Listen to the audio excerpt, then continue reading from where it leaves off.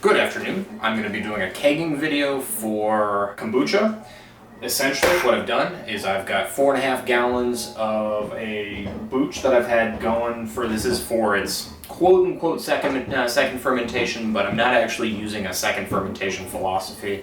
I'm doing mostly a throw it in, flavor it for a day or so, and then keg it. I'm trying to keep the alcohol content to as minimum as possible. Very simple. What we're going to be doing is I'm going to run a hose from this guy into the keg. I'm going to run a funnel into the keg here prior to kegging. What I've done is I've done some Star San in the keg to sanitize it. It has been pre-cleaned. In a previous video, you've seen me go through that. So now we are ready to go. So what I generally do is do another quick rinse through that, because sanitation is priority. But this has been pre-cleaned. Okay. Alright, so we plug that guy in. I could probably cut this down a little bit, but for the moment this will work. We've got our funnel here. I'm going to clip out the video because I got to go find the other little filter. Okay, cool little filter. On this funnel, you essentially, you've got a little clip-in ring there. And so all I do is firmly slot that into the spot designated for it. Watch, this will be clipped also. I'll just magically have it. All right, there we go. It's firmly placed in there. And that's just to filter out any of the small stuff that's going to come through. So currently on this guy I've got a rose hip, rose petal with a little bit of elderberry. Cue the clip for Monty Python. Just make sure all your stuff is clean and sanitized.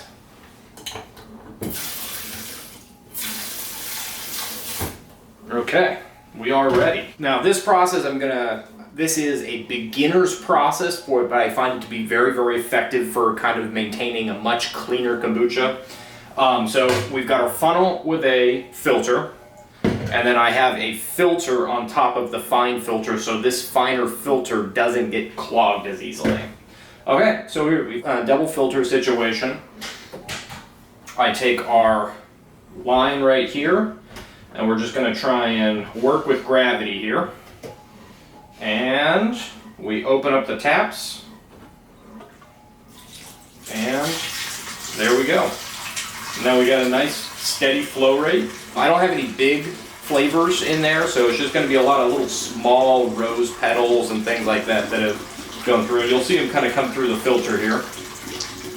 But join me back here when this 4 gallons is safely in the keg. Thank you. If you haven't noticed, there is a theme. Our family are Bills fans. My first video had a Bills jersey in it. It was Sunday. It is Saturday, and we are currently going to play the Fish tonight. So, not very professional, but go Bills. This is just regular water, but if that was Star San, then you'd have a little bit of Star San, which would not be a problem because Star San is diluted enough that it will not hurt you at all. It's just a sanitizer, but also it's worth it to pull the carb cap off there, or it's an airlock. There's a high likelihood that you're going to have a bunch of kombucha on the floor. I hate to say it. This is all water on the floor, but at some point in your careers, you will have plenty of kombucha on the floor, which is very, very sad. So, depending on what you use as a flavoring vessel, I'll go through a number of different ways that we can do that. I'm going to personally be experimenting with a bunch of different ones. The key to having a good flavoring vessel is going to be having a tap here at the end so that you can just immediately drain it into a keg or a bottle. But like I said, the purpose of our video is to show how you go big.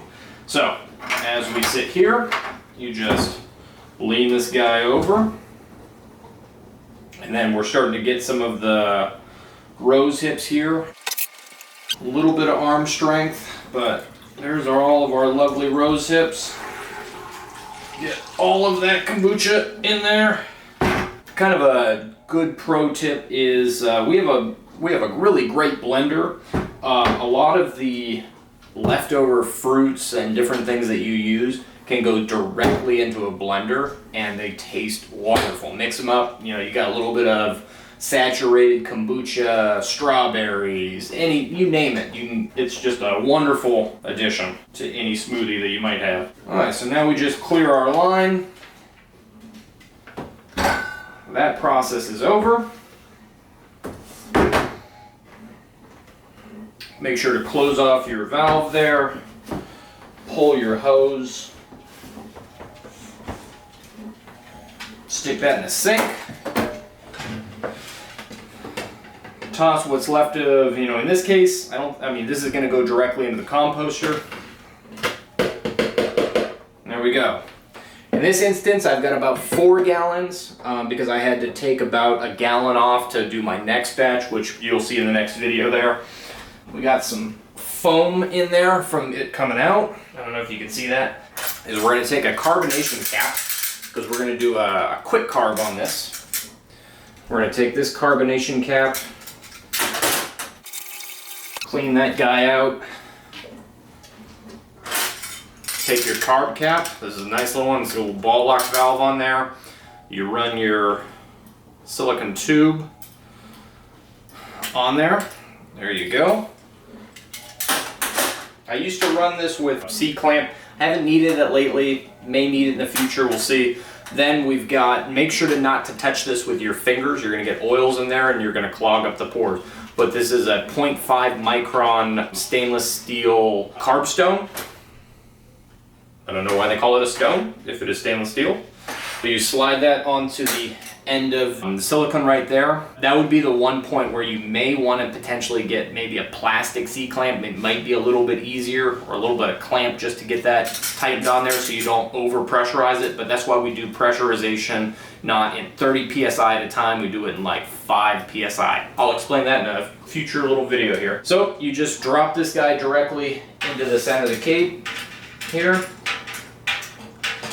You slot your lid in. You bring it up, tighten that guy. There we go. Voila, we're done.